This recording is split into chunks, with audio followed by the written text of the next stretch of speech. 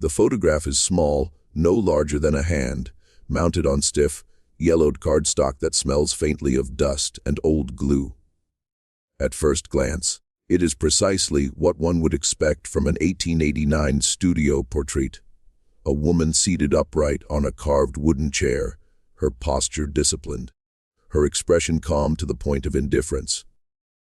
The lighting is soft and deliberate, smoothing the folds of her dark dress and catching the faint sheen of buttons that march down her bodice like quiet sentinels. Her hair is pinned neatly, not a strand out of place, and her gaze meets the camera with a patience learned from long stillness. Everything about the image suggests refinement, control, and the careful performance of respectability.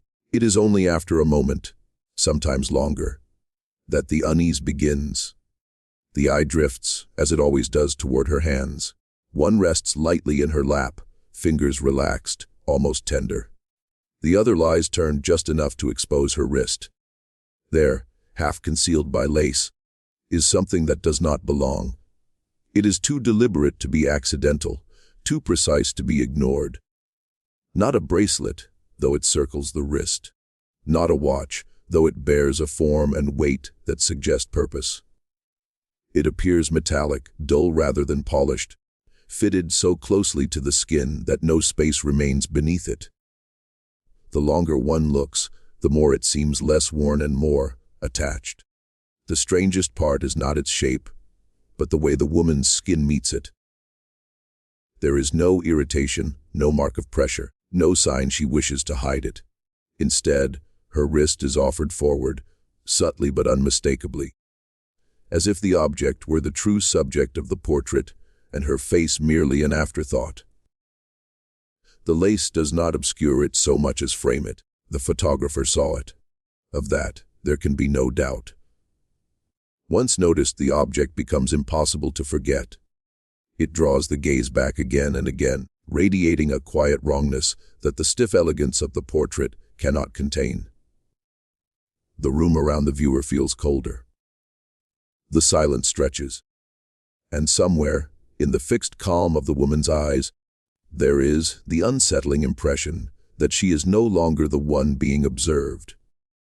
The discovery of the portrait occurs by accident, buried among thousands of uncatalogued photographs in a neglected archive, where time has dulled labels and erased certainty.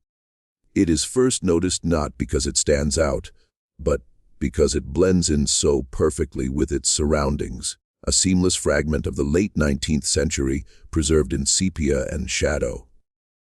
The cardstock is thick, its edges worn smooth by decades of handling, and the studio stamp at the bottom is faded to near illegibility.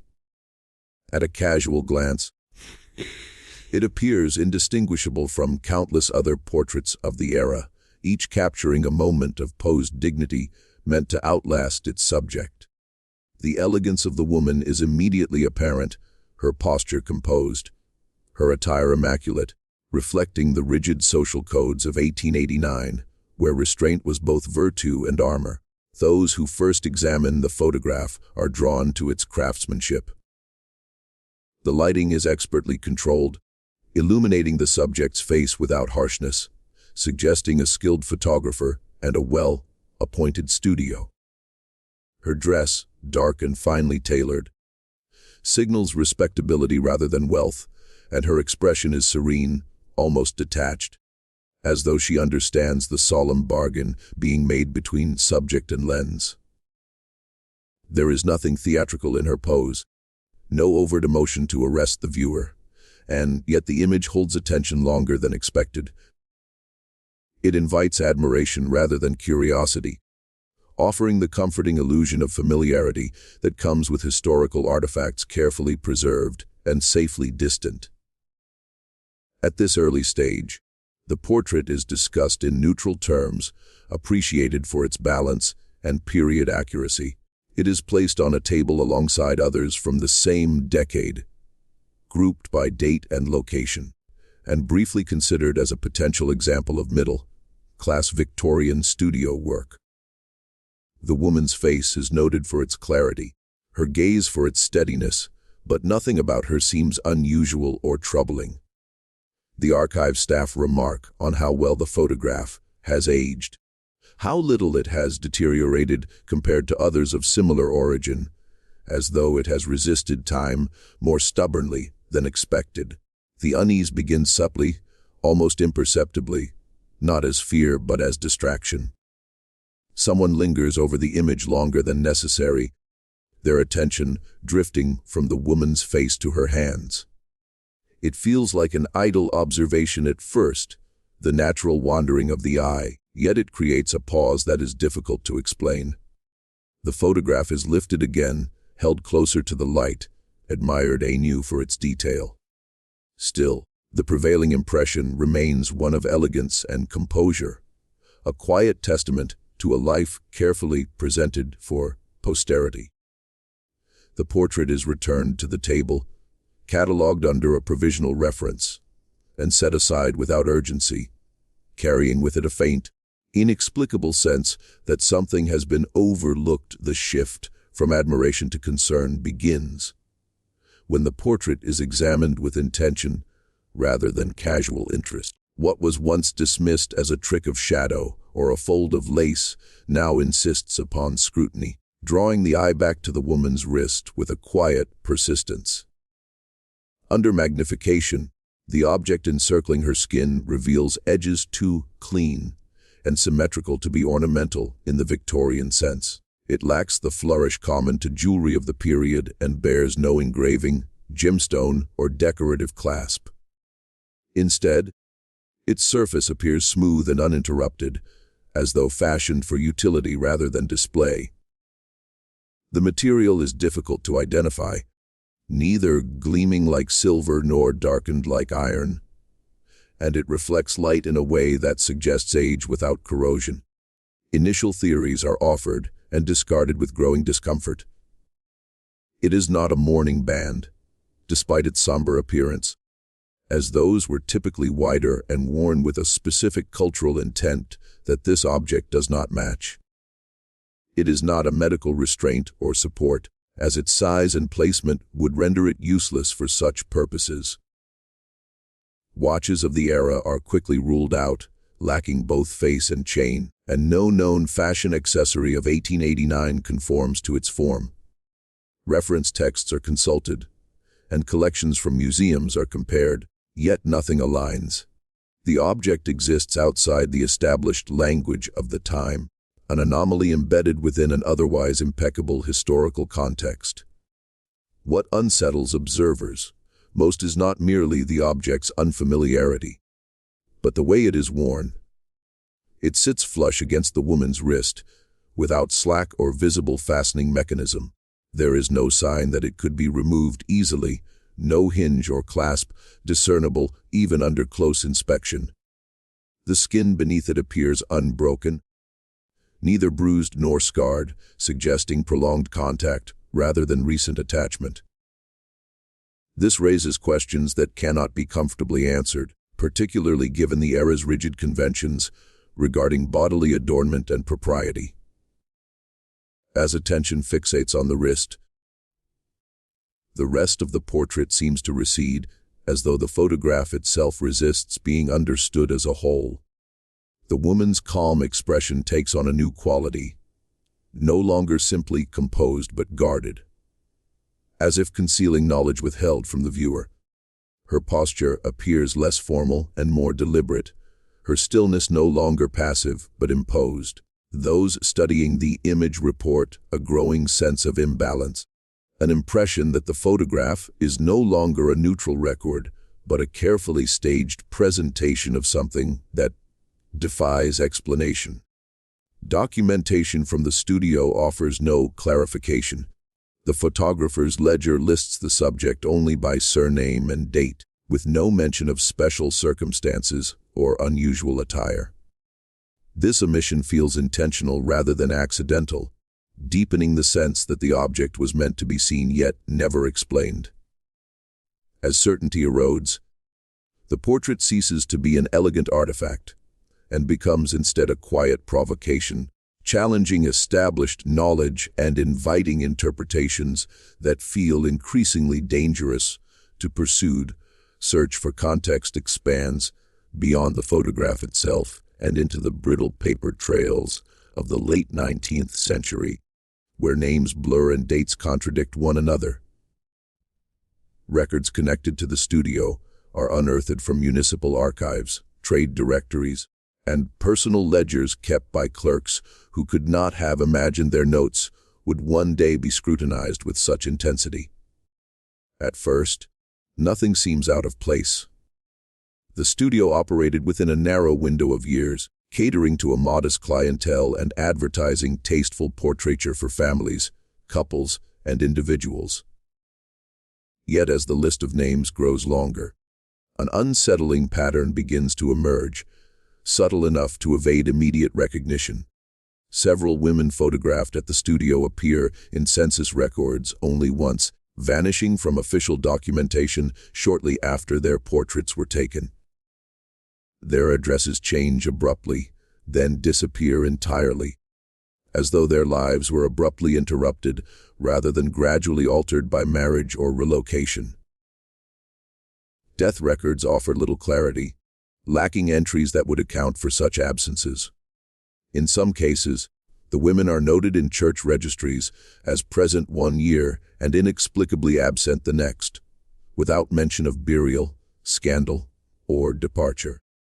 Each instance, taken alone, could be dismissed as clerical error, but together they form a constellation of disappearance, centered disturbingly close to the studio's years of operation. Attention returns to the portraits themselves, now examined in batches rather than isolation. Among the surviving photographs, a small number reveal variations of the same wrist-bound object, sometimes partially hidden, sometimes more plainly displayed. The designs differ slightly, but the intent feels consistent, as though shaped by the same hand or purpose. These women share no obvious social connection. They differ in age, dress, and apparent circumstance, yet they are united by that subtle, intrusive presence encircling their wrists. The realization that this was not an isolated occurrence transforms the investigation into something darker, something that feels less like historical research and more like excavation. Local newspapers are scarred next, their yellowed pages filled with mundane notices and small tragedies. Tucked between advertisements and social announcements are brief reports of women gone missing, phrased cautiously and often attributed to voluntary absence. The language is evasive, emphasizing moral uncertainty rather than concern, reflecting a society quick to erase those who did not conform. No follow-ups appear. No resolutions are recorded. The stories simply end, much like the records themselves. The deeper the inquiry goes, the more resistance it seems to encounter. Documents are missing where they should exist, pages torn from ledgers, references hinted at but never explained. It becomes impossible to shake the sense that the studio was not merely a place of commerce, but a point of convergence, where something unspoken passed from one life into another. The wrist objects, once dismissed as curiosities, now feel like markers, quietly binding these women to a shared fate that history has attempted and failed to forget. The revelation arrives not as a sudden discovery, but as a reluctant conclusion drawn from details that refuse to remain separate. The object on the woman's wrist is finally approached as something engineered rather than worn. Its form analyzed with the same seriousness one might apply to a mechanism. High-resolution scans of the photograph reveal minute interruptions along its surface, seams so fine they are invisible to the naked eye. When the contrast is adjusted, faint internal structures become apparent, suggesting layered components beneath the outer casing. This is not decoration. It is constructed with intent, precision, and an understanding of function that feels unsettlingly advanced for its time. Comparisons with known devices of the era offer no comfort. It resembles neither industrial machinery nor medical apparatus, yet it borrows elements from both, combining restraint and delicacy in equal measure. Its placement is too exact to be arbitrary, aligned with the pulse point of the wrist, where blood moves closest to the skin. This detail shifts the interpretation decisively. The object is not symbolic. It is interactive, designed to respond to the body itself. The notion that it might measure something is considered and discarded, replaced by the far more disturbing possibility that it regulates, restrains, or transmits. Marginal notes found in a private notebook, attributed to a former studio associate, provide the first suggestion of ritual. The language is fragmented and cautious, avoiding direct explanation while circling around concepts of containment and endurance. Phrases repeat with obsessive regularity, referring to binding without chains and silence without death. There are references to witnesses who must remain still, and to marks that cannot be removed once accepted. The wrist is mentioned more than once, described as a threshold rather than a limb, a place where inside and outside briefly meet. Further scrutiny reveals that the women who wore these objects were all photographed alone, never accompanied by family or companions. Their portraits share a peculiar stillness, an absence of natural ease, that now reads as enforced rather than chosen. The object's function begins to take shape in the imagination, not as a tool of harm but as an anchor, fixing something intangible in place. It does not restrain the woman so much as it restrains something associated with her, something that must not be allowed to move freely. This interpretation reframes the studio entirely. It ceases to be merely a place where images were captured, and becomes instead a site of preparation, where appearances were formalized and conditions stabilized. The act of being photographed becomes part of a larger process, one that required stillness, documentation, and consent of a kind that cannot be measured by ordinary standards. The object on the wrist emerges as the final component in a procedure meant to hold an unseen presence in equilibrium, neither released nor destroyed, but suspended indefinitely within the boundaries of a human life. The final connection does not announce itself immediately, arriving instead through a series of small, dismissible sensations that are easy to ignore until they accumulate into certainty. It begins with a faint pressure around the wrist, subtle enough to be mistaken for imagination, a phantom sensation born from prolonged exposure to disturbing material. Those studying the portraits dismiss it as psychosomatic, a natural response to obsession, yet the feeling persists, returning with greater clarity each time the photograph is handled. It is not pain, but presence, as though something unseen has chosen that precise point of contact to make itself known. When the mark first appears, it is barely visible, a pale line circling the skin, like the impression left by a tightly wound ribbon. There is no memory of injury, no mechanical cause that can account for its precision.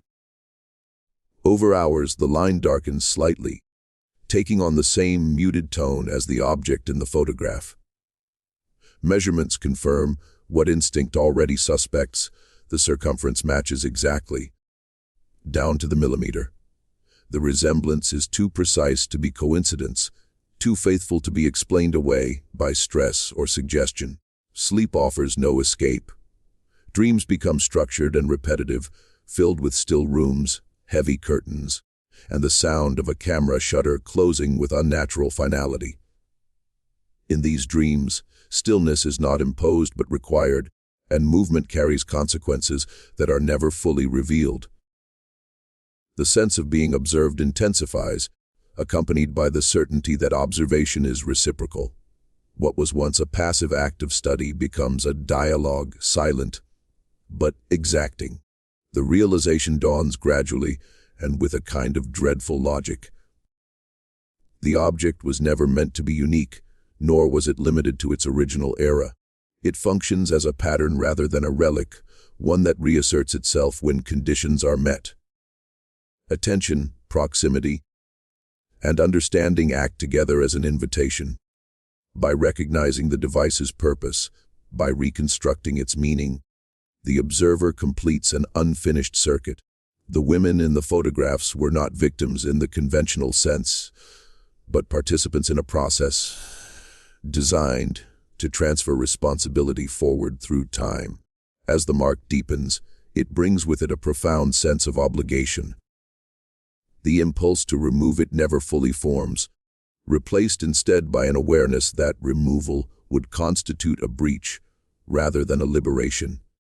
The photographs no longer feel archival but instructional, guiding the observer toward a role that has been vacant for decades.